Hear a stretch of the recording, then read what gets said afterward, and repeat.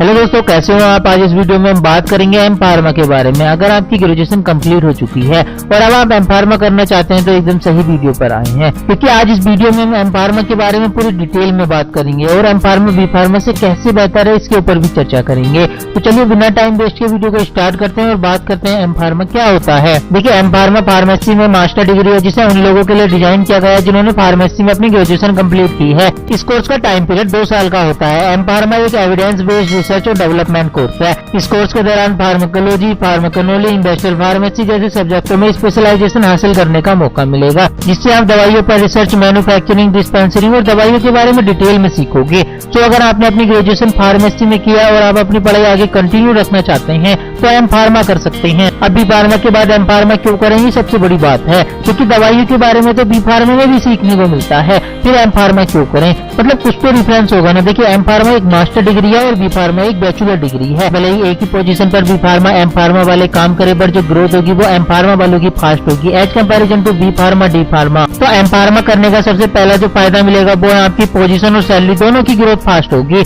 Starting भी आपकी अच्छी खासी सैलरी से होगी। देखिए, जब हम किसी कोर्स को सिलेक्ट करते हैं तो उसमें ये चीज देखने की कोशिश करते हैं कि उसमें ग्रोथ कितनी है, मतलब 5 साल में हम कहाँ होंगे, 10 साल में हम कहाँ होंगे। तो इस कोर्स में आपको ये चीज बखूबी देखने को मिलेगी, आप step by step fast growth करोगे। एम फार्मा करने का सेकंड बेनिफिट है, इस कोर्स को करने के बाद आपको रिसर्च करने का मौका मिलेगा। बहुत सारी प्राइवेट गवर्नमेंट रिसर्च लैब है जहाँ एम फार्मा वालों की डिमांड रहती है। जब हम रिसर्च लैब में काम करते हैं तो हमारा माइंड इसी तरीके का हो जाता है कि हम एक नई रिसर्च आसानी से कर सकते हैं। तो एम फार्मा करने के बाद रिसर्च लैब में जॉब करने के साथ साथ अपने घर पर को नया प्रोडक्ट रिसर्च करके किसी कंपनी को सेल कर सकते हैं या कुछ % रिवेन्यू सेट कर सकते हैं। मतलब एम फार्मा करने के बाद आपको मल्टीपल तरीके से पैसा कमाने का मौका मिलेगा। थर्ड रीजन है, एम फार्मा करने के बाद आप दवाइयों की मार्केटिंग में जा सकते हैं। अगर आप किसी कारणवश MBA नहीं कर पाए तो एम फार्मा करके भी मार्केटिंग में जा सकते हैं, लेकिन सिर्फ फार्मा इंडस्ट्री में ही, क्योंकि बहुत सारी फार्मा इंडस्ट्री एम फार्मा वालों को भी मार्केटिंग के लिए हायर करती है। अब आप सोच रहे होंगे चलो ये सब तो ठीक है, लेकिन एडमिशन हम कैसे ले सकते हैं। एम फार्मा में हम 2 तरीके से एडमिशन ले सकते हैं, एक तो एंट्रेंस बेस पर, दूसरा डायरेक्ट बिना कोई एंट्रेंस एग्जाम क्लियर किए। क्योंकि बहुत कम ऐसी यूनिवर्सिटी है जो एम फार्मा में मेरिट बेस पर एडमिशन लेती है, वरना सारी की सारी यूनिवर्सिटी एंट्रेंस एग्जाम कंडक्ट कराती है। एम फार्मा में एडमिशन लेने के लिए NIPER national institute of pharmaceutical education and research, GPAT graduate pharmacy aptitude test, OJEE Orissa joint entrance exam, TANCET Tamil Nadu common entrance test, HPCET Himachal Pradesh common entrance test and GJET entrance exam दे सकते हैं।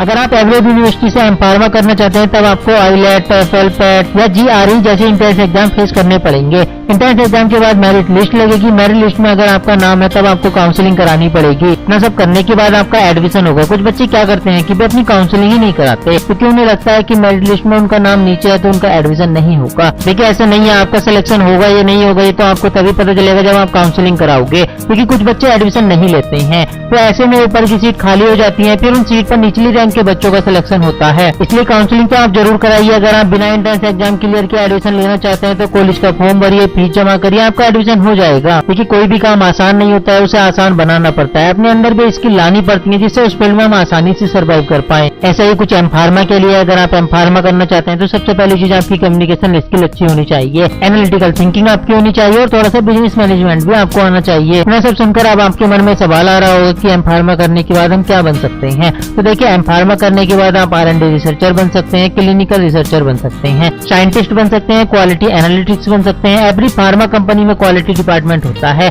इसलिए job की किल्लत आपको कभी महसूस नहीं होगी। इनके अलावा आप प्रोफेसर बन सकते हैं, प्राइवेट हो या गवर्नमेंट दोनों की सैलरी अच्छी खासी होती है। जहाँ प्राइवेट प्रोफेसर की सैलरी 30,000 से 70,000 तक होती है, वहीं गवर्नमेंट प्रोफेसर की सैलरी 60,000 से 2 लाख तक होती है। सैलरी एक्सपीरियंस पर डिपेंड करती है। अगर आप R&D रिसर्चर या क्वालिटी एनालिटिक्स के तौर पर अपने करियर की शुरुआत करते हैं तब आपकी स्टार्टिंग सैलरी 25,000 से 50,000 तक रहेगी, लेकिन 5 साल में आपकी सैलरी 50,000 से 80,000 तक आसानी से पहुंच जाएगी। अगर बात करें फीस की तो गवर्नमेंट और प्राइवेट कॉलेज की फीस में काफी डिफरेंस देखने को मिलता है। जहाँ गवर्नमेंट कॉलेज की फीस 20,000 से 1 लाख तक होती है, वहीं प्राइवेट कॉलेज की फीस 1.5 लाख से 3 लाख तक होती है। गवर्नमेंट कॉलेज आपको एंट्रेंस एग्जाम के थ्रू ही मिलेंगे। हाँ, प्राइवेट कॉलेज में आप सीधे एडमिशन ले सकते हैं। सबसे लास्ट में हम बात करते हैं कॉलेज की जिनमें आप एडमिशन ले सकते हैं। ऐसा नहीं है इन कॉलेजों में ही आपको एडमिशन लेना है, अगर आपको सही लगे तो ही आप इनमें एडमिशन लेना, वरना आप इन्हें स्किप कर सकते हैं। बट ये कॉलेज जो मैं आपको बता रहा हूँ उनका प्लेसमेंट रेशियो अच्छा है, फीस कम है और एजुकेशन एनवायरमेंट अच्छा है। फर्स्ट नंबर पर है Delhi institute of pharmaceutical science and research, जिसकी 1 साल की फीस 50,000 रूपए है। सेकंड कॉलेज है राष्ट्रचंद्र तुकादोजी नागपुर यूनिवर्सिटी, जो की नागपुर में है, इसकी 1 साल की फीस 18,000 रूपए है।